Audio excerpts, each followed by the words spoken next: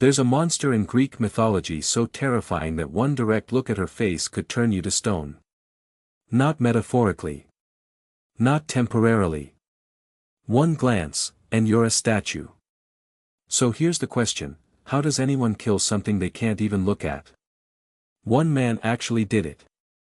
And he didn't win with brute strength. He didn't charge in with some legendary sword and hope for the best. He used a reflection. And this story has everything: flying sandals, an invisibility helmet, 3 strange sisters sharing a single eye, a severed head that could still kill, and a prophecy that came true anyway. Hey, welcome back to the channel. If you're new here, we break down the wildest stories from mythology and history, minus the boring textbook version. Hit subscribe if that's your thing. Now, back to our guy with the mirror. His name is Perseus. And by the end of this story, you'll know exactly how he went from a baby cast into the sea inside a wooden chest, to the hero who killed Medusa without ever looking directly at her. But to understand how that happened, we have to start with a king who was terrified of his own future. His name was Acrisius, king of Argos. And one day, he went to an oracle and received a prophecy he absolutely did not want to hear. His daughter's son would one day kill him.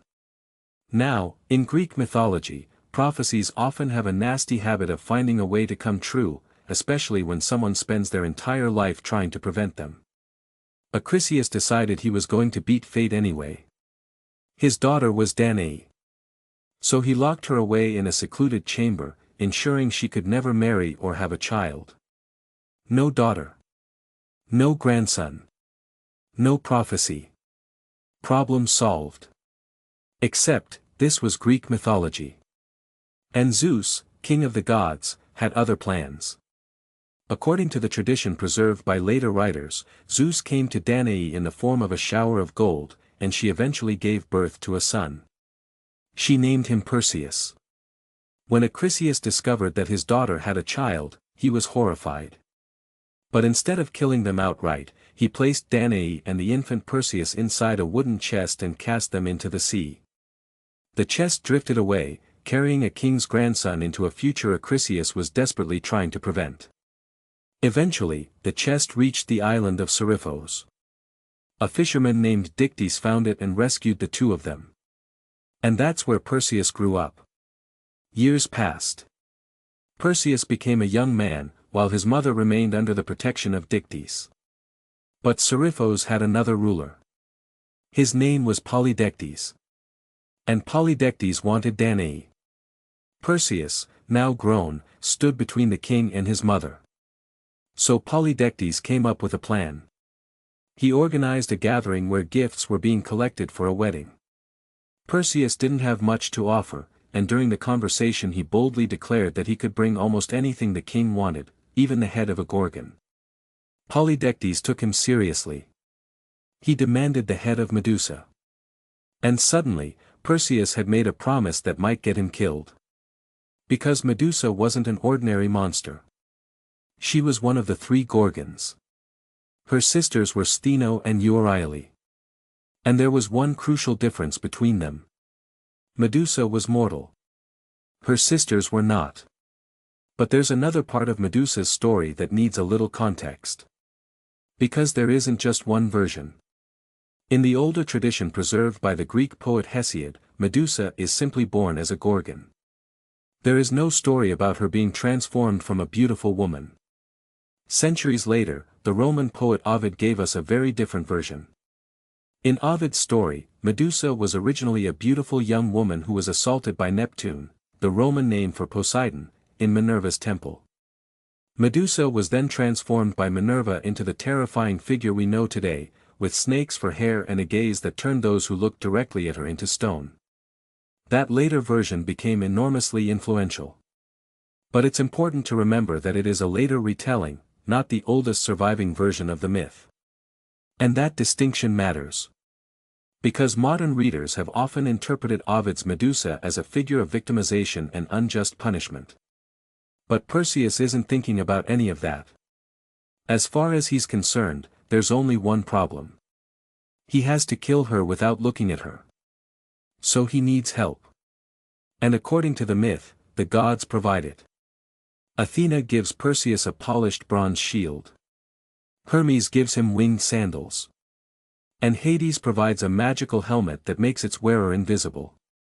But even with all of that, Perseus still has one major problem.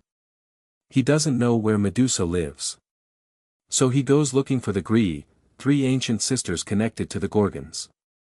They are often described as sharing a single eye and a single tooth, passing them between themselves. Perseus waits until the eye is being handed from one sister to another. And takes it. Now he has their attention. He refuses to return it until they tell him where Medusa can be found. Eventually, they give him the information he needs. Perseus now has the location. But he still needs the tools to survive the encounter. He obtains an adamantine sickle, a divine and extraordinarily hard blade, and the cabesus, a special bag used to carry Medusa's head safely.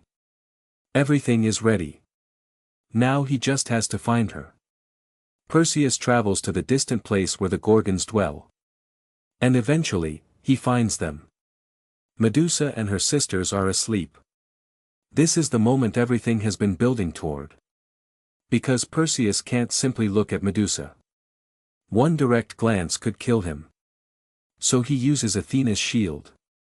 Instead of watching Medusa directly, he watches her reflection in the polished bronze. He can see where she is. He can see how close he is. But he never meets her gaze. And with Athena guiding him, Perseus moves in. Slowly. Carefully.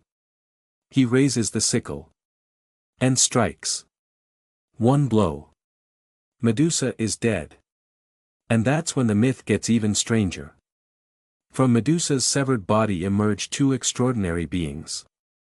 Pegasus, the winged horse. And Chrysaor, a warrior. Ancient sources explain that Medusa had previously been united with Poseidon, and the two were born from her after Perseus cut off her head. It's one of those bizarre details that makes Greek mythology feel less like a single story and more like a collection of traditions layered together over centuries. Perseus places Medusa's head into the cabesus. But he doesn't get a moment to celebrate. The other Gorgons wake up. Steno and Euryale realize what happened and come after him. But Perseus has one final advantage. He puts on the magical helmet of Hades. And disappears. Invisible, he escapes the Gorgons and flies away carrying the head of Medusa. And now Perseus has discovered something important. Medusa's head isn't just proof that he completed the quest. It's still a weapon. Anyone who looks directly at it can be turned to stone. And Perseus is about to discover just how useful, and dangerous, that can be. On his journey, Perseus encounters the Titan Atlas. In Ovid's version of the story, Atlas refuses to welcome him. So Perseus uses the weapon he's carrying. He reveals Medusa's head. Atlas looks at it. And he is transformed into stone. In the later tradition, that transformation becomes connected to the Atlas Mountains. Perseus continues his journey. And then, somewhere along the coast, he sees something strange. A woman. Chained to a rock above the sea. Her name is Andromeda. And her story is another disaster caused by pride. Andromeda's mother, Queen Cassiopeia, had boasted that her daughter was more beautiful than the Nereids, the sea nymphs. Poseidon was angered by the insult.